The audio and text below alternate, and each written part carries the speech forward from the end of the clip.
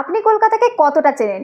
আজকে জানাবো এমন কিছু তথ্য যা আপনি কি জানেন কলকাতার ট্যাংরাতেই রয়েছে একমাত্র চাইনিজ কালী মন্দির, যেখানে কালী পুজোতে লাগে মোমবাতি এবং চাইনিজ ফুল। এশিয়ার প্রাচীনতম অপেরা হল, যা পশ্চিমবঙ্গের রাজধানী কলকাতাতেই অবস্থিত। একমাত্র মার্বেল প্রাসাদ 1853 সালে কলকাতাতেই নির্মাণ করা হয়, যা দুর্লভ সংগ্রহ নিয়ে আজও দাঁড়িয়ে আছে। কলম দিয়ে বিশ্বজয় করা পুরুষ রবীন্দ্রনাথ ঠাকুরের জন্মও এই কলকাতাতেই। রাজধানী কলকাতাতে 19 শতকের আগে রাস্তায় চলতো হাতি, আর মানুষ ব্যবহার করত হাতি ট্যাক্সির।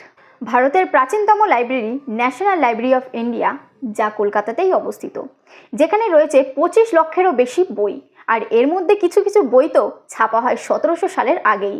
কলকাতাতে আছে এমন একটি ব্রিজ যা তৈরি হয়েছে কোনো রকম নাট বল্টু ছাড়াই, আর সেটি হলো হাওড়া ব্রিজ, যেখান থেকে প্রতিদিন প্রায় 2 লক্ষেরও বেশি মানুষ এবং গাড়ি ঘোড়া যাতায়াত। ভারতের প্রথম পোর্ট কলকাতা পোর্ট, যা 1870 সালে কলকাতাতেই তৈরি হয়েছে।